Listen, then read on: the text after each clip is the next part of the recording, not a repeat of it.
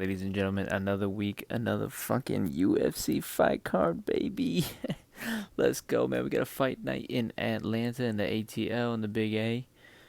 Usman versus Buckley. Dude, this is just continuing Joaquin Buckley's unk run to the title. The only thing that would have completed this, I mean, he beat Kobe. He's probably gonna beat Usman. I'm gonna pick. I'm just gonna preface that. And the only thing that would have completed this like unk run to the top is if would have been like if he fought fucking Neil Magny. Unfortunately, he didn't. But let's just get into it, man. Let's get into these prelims. We had some couple fight cancels, couple last minute replacements. We'll get into the first one: Jamie Lynn Horth versus Vanessa Demopoulos. Both of these women are old. Let's just get this straight. Let's just get this straight. Um, I'm gonna go with Jamie Lynn Horth. I think she's a bit of she's a marauder, bro. She's a fucking marauder. She's tough, and she goes in there and she honestly she wants it. Like she wants to fight. She's 35 years old. You know, she's like, I have to make a career with this. I have to keep winning, or else I have nothing. Kind of deal. Versus Vanessa Demopoulos, she clearly doesn't care that much. Half of her entire career is losses, nearly half. So, I'm gonna go with Jamie Lynn Horth. That's a pretty easy pick. Philip Rowe, Angelusa. Man, dude. First of all, what can you say about these guys? I mean, these are just some mid-ass fucking welterweights here in the welterweight division. Phil Rowe. Okay, neither of them are that good. But to be honest, I feel like Rowe has just really dropped the ball in his most recent performances. Like, he is not. I feel like he's just not performing at a level that is like UFC caliber. Truthfully and truly, he's just not performing at a level that is UFC caliber. Like, he could be, like, he's so bad he could be a champ at Bellator type of shit. He's basically the Patchy Mix of the welterweight division. No, I'm just joking. I'm not just joking. I'm not gonna drag his name through the mud too bad, but I am gonna go with Angelusa on this one. Angelusa's, he's very good. He's very durable. We know we had that little mistake with Brian Battle. It's water in the bridge, man. That was like what, almost 2 years ago now. Water in the bridge. Let's move past that, and we're going with Angelusa. Ricky Simone, Cameron Smotherman. This is a week's notice for freaking Cameron Smotherman, and honestly, I don't really think Cameron Smotherman's all that. He's had some pretty close decisions. I think of recent loss as well. And Ricky Simone, I mean, he's just coming off that KO with the Basharat Bro. And I mean, the Basharat Bros are all right.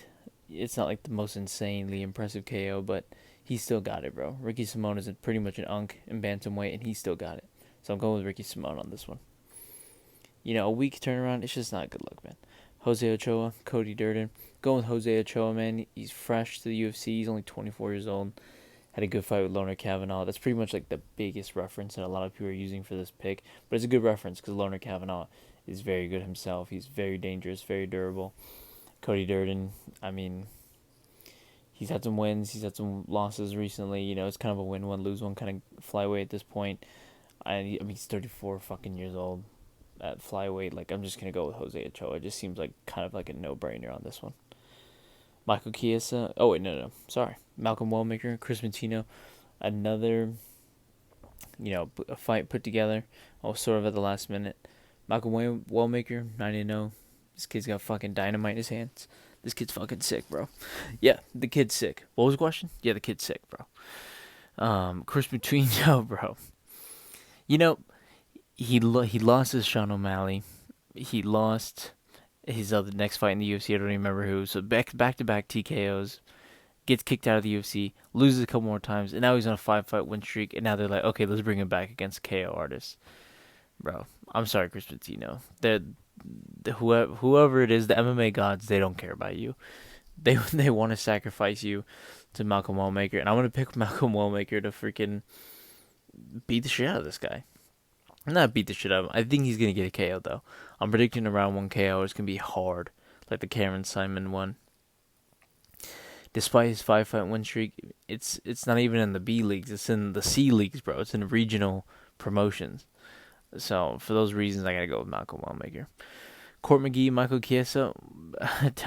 Please explain to me. Someone explain to me why it seems like Michael Chiesa is actually making a run right now. Why is he making a run right now? The only explanation is that they keep feeding him other mid welterweights, like Court McGee. I mean, Michael Chiesa's the obvious pick in this one. I'm gonna go with Michael Chiesa, but Court McGee's he's durable. He's very good.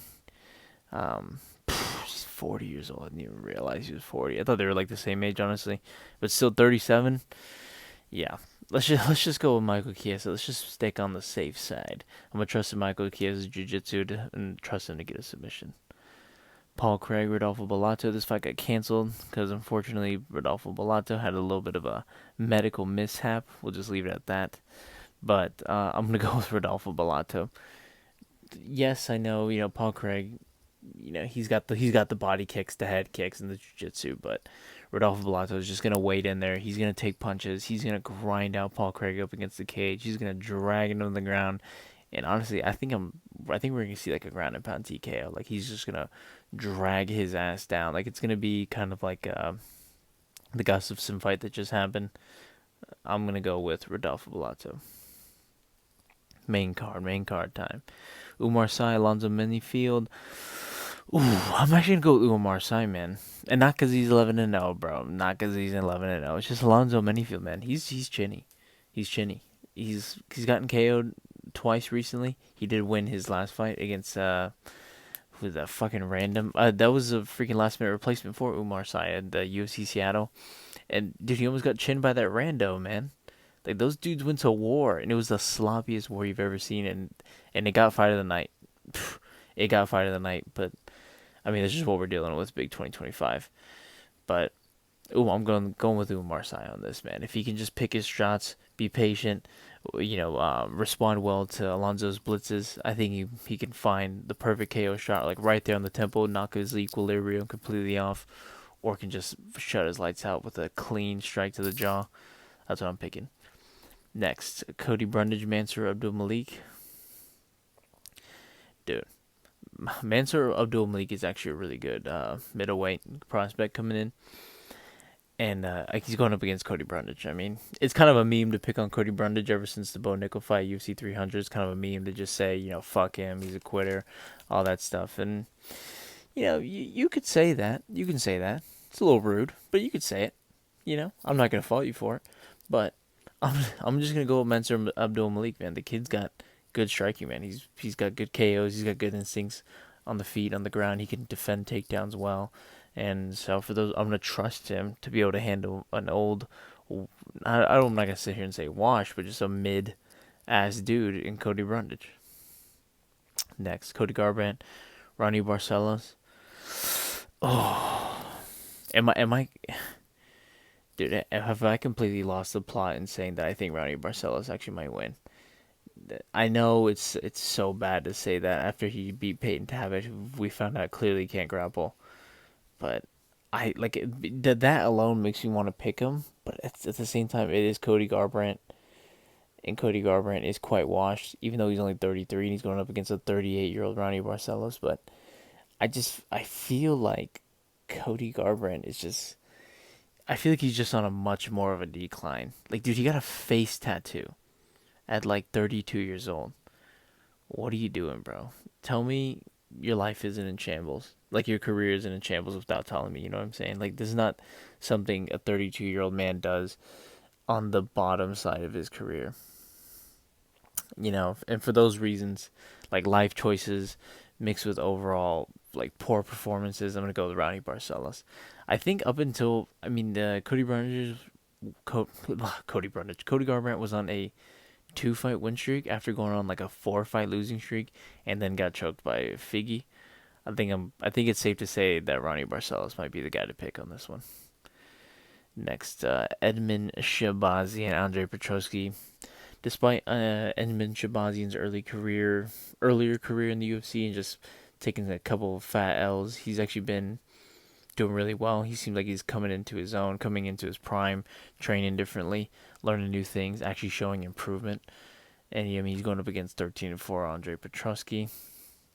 Andre Petroski, man, he's just another vet, man. This is a card with just a lot of vets going up against some young bucks, man. And I'm going to pick, like, you want to pick the young bucks because you just believe in them, just on its face. But then you actually look into who they're going up against, and it just confirms it even more. You're like, oh shit, dude, this is like a sweep for the young bucks. You know what I mean? So I'm gonna go with Edmund Shabazian. Andre Petroski, I mean, how do you rate? How good do you rate Andre Petroski? I feel like it's been forever since I've seen this dude fight, even though it was recent. September 7th, July 13th, and then KO'd against Jacob Malkoon. Shit, where's Jacob Malkoon been?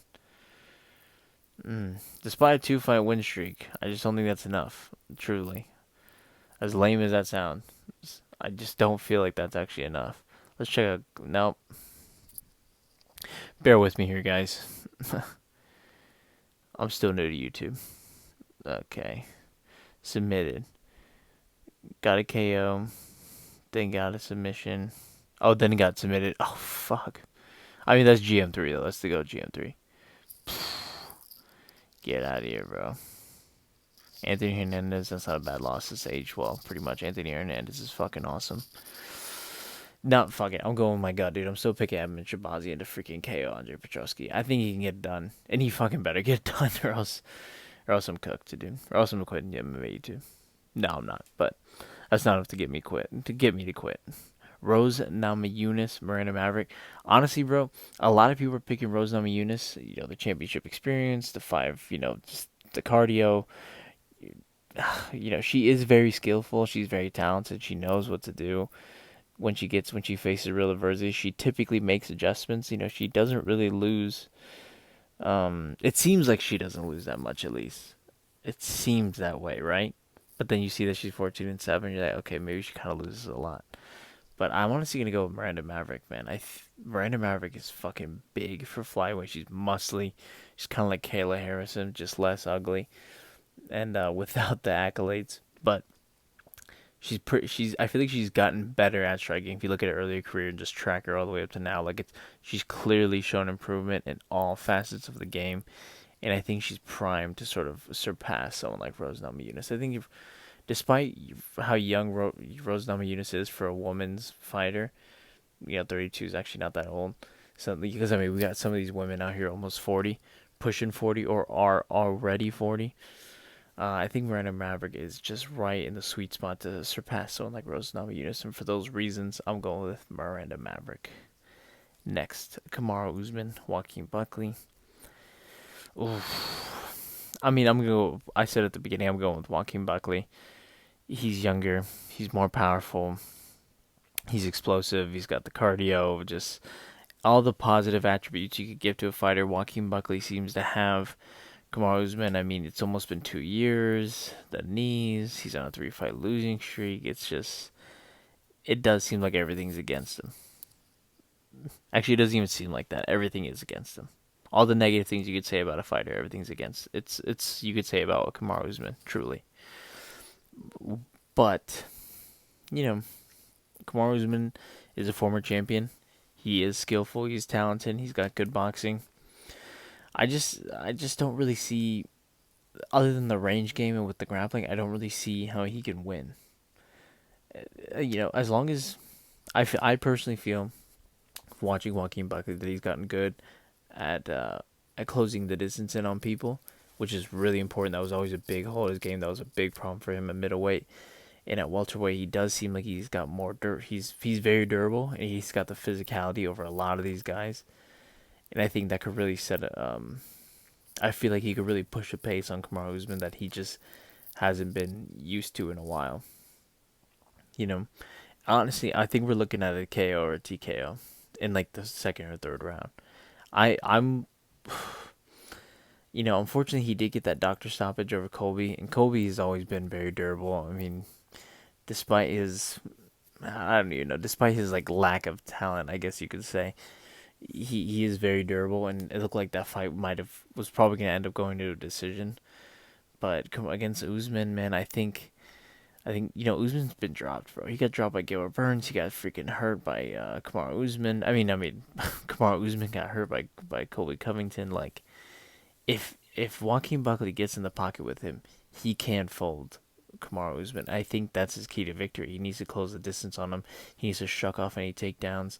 And he just needs to freaking maul Kamaru Usman. Body shots, hooks, straight to the temple, straight to the jaw. Like, I really think he can put him away. And And I really hope he does, man, because Joaquin Buckley's a fucking awesome fighter. He's great. He's fun to watch. He's really does have like the mindset of a champion. He has like the willingness to go in there and fight. He always wants to strike. He always puts on exciting fights. He always wants to put on a show for the people, and he always wants to win. You know, he's chasing all the glory in the world, and I really hope he can do it, man. And if he pulls this off, I'm probably gonna make like a welterweight matchup video because we really do need to figure this division out because there are a lot of guys making a name for themselves right now, and hopefully Joaquin Buckley can establish his name even further. I'm picking Joaquin Buckley. Let me know what you guys think. Like and subscribe.